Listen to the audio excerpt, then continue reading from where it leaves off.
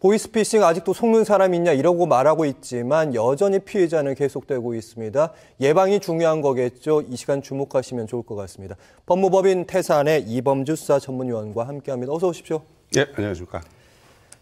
보이스피싱 하면 우리가 설마 내가 당하겠어, 뭔가 잘 모르는 사람들이 당하지 이런 얘기들 많이 하는데 요즘 수법들 보면요. 이거 나도 당하겠는데 이런 생각 들더라고요. 예, 그렇습니다. 보이스피싱은 누구나 당할 수 있는 범죄고요. 우리가 쉽게 생각해서 뭐 누구나 나는 안 당할 거라고 생각하는데 누구나 당할 수 있는 범죄가 보이스피싱 범죄고 요즘 낚시형으로 많이 변해서 우리가 주의가 상당히 요구되는 사안입니다. 네, 최근에 그 얘기를 해주시면 좋을 것 같습니다. 최근에 그 보이스피싱의 유형들 제가 들어보니까 이거 단순히 검사 사칭 정도가 아니라 2인 1조는 막 복잡한 방식으로 하더라고요. 예. 예, 어떤 구체적인 예가 있을까요? 이제 구체적인 예는 심지어 최근에 이제 오늘 뉴스에도 발표난 것처럼 뭐 지금 지난 이제 그 3월 26일 날 전직 은행장 출신이 그 A모 씨가 당한 사례인데요. 예. 이제 A모 씨한테 아들을 사칭해가지고 아빠 폰 고장났어, 인증번호 받을 수가 없어, 보험금을 수령할 수가 없어서 그러는데 아빠 주민등록번호와 은행 계좌번호 비밀번호를 알려달라고 하여 별 의심 없이 은행 거래에 필요한 주민등록번호와 비밀번호를 알려준 뒤 보험 처리를 다 했다. 이제 5일 안에 아빠 통장으로 돈이 들어올 거라고 그래가지고 안심하고 믿었습니다. 그리고 그 다음날 확인해 보니까 자기 통장에서 1,200만 원이 인출된 겁니다. 다른 계좌로 이체돼가지고. 몇십만 원 아닙니까? 그 휴대전화 관련된 거는? 아닙니다. 그 계좌로 이체를 할 수 있는 계좌 번호와 이미 이제 그 실제적으로 핸드폰을 뒤에서 컨트롤할 수 있는 프로그램을 깔아놨기 때문에 아빠는 의심 없이 빌려줬지만 예. 이 아들 입장에서는 범죄자죠. 범죄자가 그렇죠. 아들이 뒤에서, 아니라 일당이죠. 예. 그렇죠. 일당이 아빠를 대신한 핸드폰에서 은행 지점장을 대리해서 은행 거래를 한 겁니다. 제가 혹시 이해한 게 맞나 봐주십시오. 아빠 뭐뭐하고 내가 급해 이러면서 뭔가 혹시라도 인터넷 SNS에 뭐 깔게 되는 그런 거 있잖아요. 인터넷 네. 주소 같은 그걸 예. 그 지점장이 만약에 눌렀다. 예. 그러면 이 전화기는 이제 내 전화기가 아닌 거잖아요. 맞습니까? 그렇습니다. 쉽게 해서 악성 앱을 깔리거나 원격 조정 프로그램을 깔면 그때부터는 제 핸드폰이 아닙니다. 원격에서 조정해서 들어와서 핸드폰을 컨트롤했기 때문에 금융거래뿐만 아니고 핸드폰에 있는 모든 자료를 갖고 와서 내 핸드폰에 저장되어 있는 그 지인들한테도 저를 가장해서 할 수 있기 때문에 상당히 위험합니다. 이 수법이 이제 진화되다 못하니까 그런 방식으로 가는 복합적인 수법으로 가는 건데 예전에는 이제 계좌로 이 계좌에 돈을 보내주세요 이렇게 얘기를 했다면 요즘은 대면 편취한다고 해서 직접 일당 중에 그 마지막 종범이 만나서 그 사람한테 돈을 받는다면서요. 예, 대면 편취가 늘어난 이유가 있습니다. 우리가 생각할 때는 그냥 쉽게 해서 왜 대면 편취로 바뀌었나 그랬을 텐데 우리가 가만 생각해 보면 법령에 의해 가지고 현재 우리 지금 계좌 이체형 범죄는 정지를 시킬 수 있게끔 되어 있습니다. 그것도 계좌도 정지시킬 수 있고 통신도 범죄에 이용된 번호는 정지시킬 수가 있게 되어 있습니다. 하지만 대면 편취 같은 경우는 범죄에 이용된 번호도 정지시킬 수 있는 길이 없습니다. 그래서 현재까지는 대책이 없다가 제가 작년 6월경에 금융범죄수사대에 있을 때 수사지도관으로 있으면서 통신사와 알뜰폰 업체하고 MOU 체결할 때 예. 이용 약관에 의해서 정지를 시키자.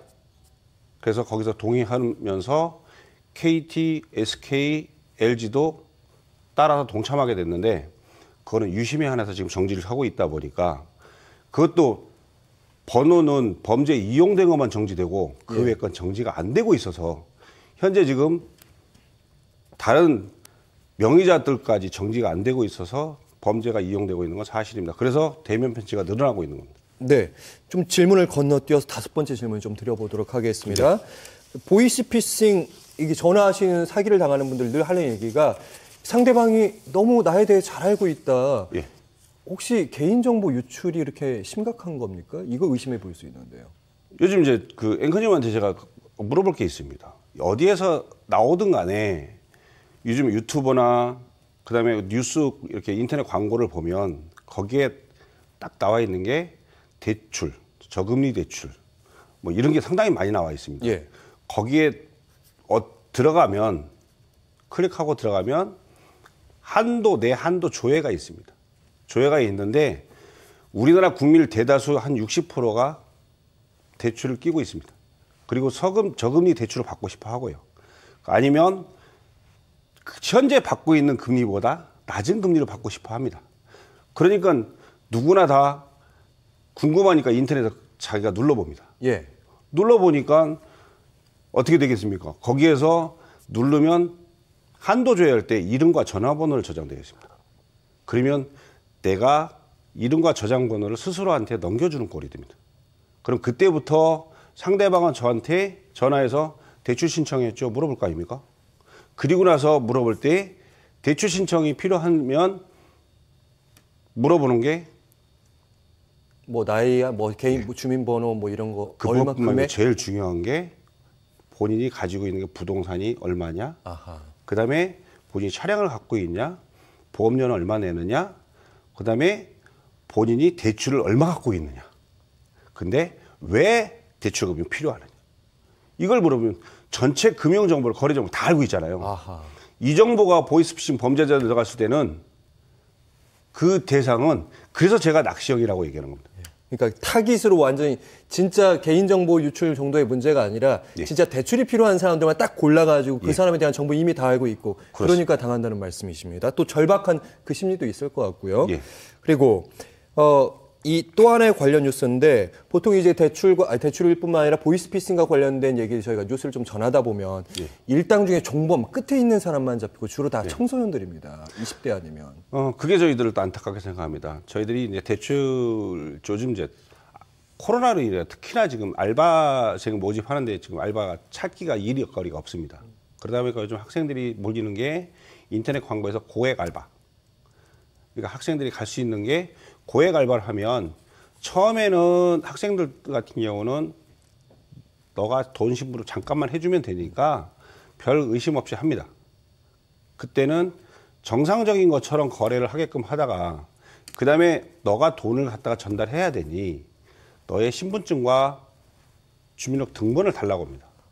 그럼 가족관계 다 알고 있죠. 예. 그 다음에는 한 두 번 심부름 시키고 나서는 얘가 이상하니까 나 안 하겠다 그러면 그때부터 협박합니다.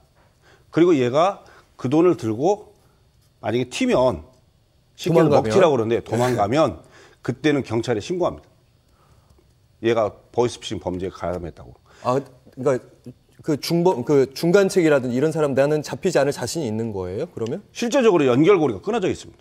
왜냐면 위챗으로 다 통화하든지 카카오톡 전달만 해서 문자로 주고받지 실제적으로 전화가 통화되는 건 전부 다 대포 통장, 대포폰, 대포 그 유심을 이용하고 있기 때문에 실제적으로 직접적인 연관은 없고 국내에서 지령하는 게 아니고 중국에 있는 총책이 문자를 다 지령하기 때문에 국내에서 안 잡힙니다. 네, 그래서 총책 꼭 해외에 있다 이런 얘기를 저희가 뉴스에 전하게 되는 건데 짧게 이 질문 좀 드려보겠습니다. 이게 제일 중요한 것 같은데 보이스 그리고 메신저 피싱에 당하지 않을 그런 방법 어떤 법이 있을까요? 간단하게 말씀드리면 우리가 지금 앵커님이 말씀하셨듯이 아까 말씀드린 개인정보 유출이 가장 위험하다고 제가 말씀드렸지 않습니까? 개인정보 유출 안 되려면 인터넷상에서 내 정보가 유출이 되었는지 검색할 필요가 있습니다. 그리고 내가 필요하지 않은 사이트에 들어가서 저장되어 있는 정보는 삭제해야 되고요. 그 다음에 우리가 금융거래가 필요한 경우 인터넷에서 내 정보를 조회하면 안 됩니다. 금융거래를 특히나. 대출 관련된 것들. 그리고 나서 해야 될 게 뭐냐면 거기에 만약에 눌러서 상대방이 물어보는 거에 어디 은행인지 확인하고 그 은행에 직접 확인해야지 거기에 있는 정보를 수집하는 사람들은 자기는 은행이라고 합니다. 근데 인간한 업체도 실제로 있습니다. 근데 여기서 중요한 게 제일 문제냐면 우리가 생각할 때는 내 전화번호가 별거 아무것도 아니라고 생각할 거 아닙니까? 예. 내 정보는 전화번호는 그냥 일반적인 통상적인 전화번호는 보통 한 10,000건에 3만 원 정도 거래됩니다. 제가 현직에 있을 때 확인한 겁니다. 보이스피싱 업자들한테.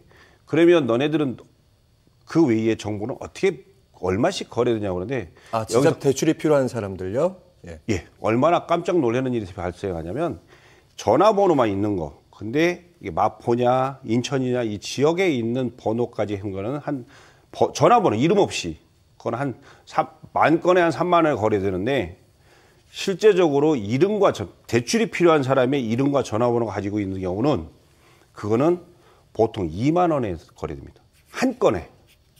그래서 방금 전에 금융 관련된 것들을 인터넷에서 주의하라.